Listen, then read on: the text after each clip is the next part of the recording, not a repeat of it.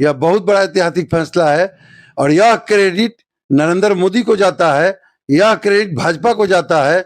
यह क्रेडिट जब लेना था और करना था तो देश का प्रधानमंत्री मनमोहन सिंह भी रहे, नरसिंहा राव रहे, देवगौड़ा जी रहे। अचानक से जातीय जनगणना नहीं कराना है, इतना दिन से बहुत लोगों का मांग था। बहुत प्रतिनिधि बार बार बिहार के सदन में, देश के लोकसभा के सदन में सवाल उठते रहा है। कभी नीतीश जी उठाए, कभी लालू जी उठाए, कभी राहुल गांधी भी नहीं उठाए कि बिहार के सीएम के लिए तेजस्वी यादव को ही लोग चयन कर दे, वो मुख्यमंत्री हो जाएंगे। सर्वे में ऐसा बताया जा रहा है। अब सर्वे है तो है, रहने दीजिए, समय आएगा देखिएगा। हमारे साथ बात करने के लिए भाजपा के वरिष्ठ नेता और पूर्व मुखिया और वर्तमान मुखिया प्रतिनिधि ओम प्रकाश सिंह हैं। आइए उनसे जानते हैं इन सारी चीजों को लेकर। पहले तो आपका स्वागत है। आपका भी बहुत बहुत स्वागत है कि आप यहाँ तक आए, इसलिए धन्यवाद आपको। अच्छा, जातीय जनगणना जो केंद्र सरकार का फैसला है, इस पे आपका क्या प्रतिक्रिया है? जातीय जनगणना पर मेरा प्रतिक्रिया साफ है, स्पष्ट है कि यह 1931 में अंग्रेजी हुकूमत में हुआ था। उसके बाद किसी सरकार ने, कोई प्रधानमंत्री ने हिम्मत नहीं किया कि देश स्तर पर जातीय जनगणना करा करके आम जनता को बतावें कि कौन कितना जाति इस भारत में संख्या कितनी है। लेकिन यह बहुत बड़ा ऐतिहासिक फैसला है कि इस प्रधानमंत्री में हिम्मत है, ताकत है कि यानी ऐतिहासिक फैसला लेने का निर्णय लिया और मोहर लगाया कैबिनेट से कि मैं जातीय जनगणना के साथ साथ मैं जातीय जनगणना का भी कराऊंगा। यह बहुत बड़ा ऐतिहासिक फैसला है और यह क्रेडिट नरेंद्र मोदी को जाता है, यह क्रेडिट भाजपा को जाता है। यह क्रेडिट जब लेना था और करना था तो देश का प्रधानमंत्री मनमोहन सिंह भी रहे, नरसिंहा राव रहे, देवगौड़ा जी रहे, उसके पहले विश्वनाथ प्रताप सिंह रहे। किसी ने नहीं लिया आज तक, किसी को हिम्मत नहीं हुआ कि जातीय जनगणना पूरे भारत का करा करके। और उस हिसाब से 1994 में माननीय वर्तमान मुख्यमंत्री बिहार नीतीश कुमार जी संसद सदस्य है, उस समय लोकसभा में उन्होंने कहा था कि 1931 में जातीय जनगणना हुआ था, अभी जरूरत है आरक्षण के बराबर बंटवारा के लिए, उसको सर्वे फिर जातीय जनगणना करा करके कि जिसकी जितनी भागीदारी हो उस हिसाब से आरक्षण को बांट देना चाहिए।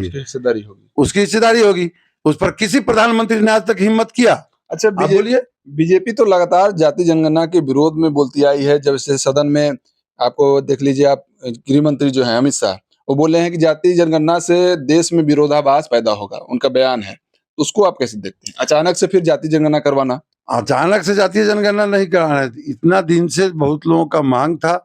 बहुत प्रतिनिधि बार बार बिहार के सदन में, देश के लोकसभा के सदन में सवाल उठते रहा है। कभी नीतीश जी उठाए, कभी लालू जी उठाए, कभी राहुल गांधी भी नहीं उठाए, या बात चलते रहा। इसी बीच बिहार के मुख्यमंत्री फैसला किए कि मैं अपने राज्य में कराऊंगा। केंद्र से अनुमति भी मांगे, मामला हाई कोर्ट गया, सुप्रीम कोर्ट गया। सब के बावजूद नीतीश कुमार अपने फैसले से अपने राज्य में कराए। अगर इसको अच्छा लगा, इसका एक्शन रिएक्शन नहीं हुआ, या केंद्र को लगा, सत्ता में बैठे हुए सरकार को, भाजपा को, नरेंद्र मोदी को, कि मैं भी कराता हूं तो इसका कुछ प्रतिफल अच्छा होगा, और अच्छे के लिए नरेंद्र मोदी ने अच्छा निर्णय लिया। अच्छा, तो बिहार में 2025 में चुनाव है, कुछ महीने के बाद चुनाव होना है। क्या लगता है कि उसी को देखते हुए मोदी सरकार ने इस तरह का फैसला लिया है? आज तक बिहार में कई बार चुनाव हो गया। नरेंद्र मोदी 2014 से देश के प्रधानमंत्री हैं, हम लोग अभी 2025 में बैठे हुए हैं। तो क्या 11 साल के कार्यकाल में ऐसा 11 फैसला चौंकाने वाला नरेंद्र मोदी नहीं लिए हैं? जो आप कह रहे हैं कि बिहार में विधानसभा का चुनाव है इसलिए उन्होंने फैसला लिया। यह फैसला तो पूरे भारत के लिए उन्होंने लिया है, पूरे देश स्तर का फैसला है। देश स्तर का सर्वे कराना है, जातीय जनगणना कराना है। विपक्ष तो बोलिए कि समय, डेट बताएं। विपक्ष समय क्या पूछ रहा है, डेट क्या पूछ रहा है? जब कैबिनेट का निर्णय ही हो गया कि जनगणना सेंसस के साथ साथ जातीय जनगणना भी हम करा लेंगे उसी में एक साथ। कहा जा रहा है कि मतलब चुनाव को लेकर सिर्फ घोषणा हो सकता है। ऐसा कुछ नहीं है। अगर ऐसा है तो फिर कैबिनेट से उसको मोहर लगना, घोषणा करना सरकार, भारत सरकार की घोषणा है। कोई धनिया तेजपत्ता बेचने वाला का घोषणा नहीं ना है, कागज पुड़िया पर। अच्छा, अभी तत्काल में आप देखे होंगे पहलगांव हमला, कश्मीर के पहलगांव में आतंकवादी हमला हुआ था। अभी उस पे देश में चर्चा चल रही थी कि किस तरह पाकिस्तान को सबक सिखाया जाए। अभी चर्चा ही चली थी लगातार, प्रधानमंत्री मोदी जी मीटिंग कर रहे थे। अचानक से जातीय जनगणना का फैसला आना, क्या लगता है इस सारे मुद्दे से भटकाने के लिए सब किया जा रहा है? ऐसा कुछ नहीं है। अगर ऐसा रहता तो नरेंद्र मोदी जब घटना घटी है पुलवामा वाला, तो विदेश यात्रा पर थे, लेकिन यात्रा को रद्द करके और देश लौटे और गृह मंत्री या रक्षा तीनों सेना से ये भी सवाल है कि सबसे बात करके और उस पर पहल कर रहे हैं, उसका पानी बंद किए या राजनीतिक कूटनीति के तहत उसका दवाई शुरू कर दिए हैं और पूरा देश का सेना को चौकन्ना कर दिए हैं।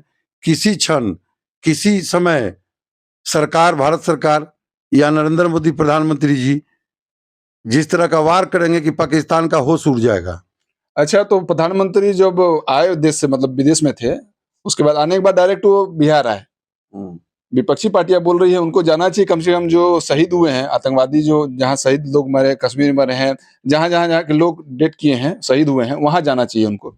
नहीं, वो तो रद्द करके जब उनका यात्रा रद्द करके लौटे जब घटना के ख्याल से, तो उस स्थिति में दिल्ली पहले आकर के गृह मंत्री से, रक्षा मंत्री राजनाथ सिंह से या सारी महकमा के ऊपर जितने लोग हैं, सेना के सब अध्यक्ष से, तीनों सेना के, बात करके सब समझ के देख करके, मधुबनी प्रोग्राम पहले से तय था।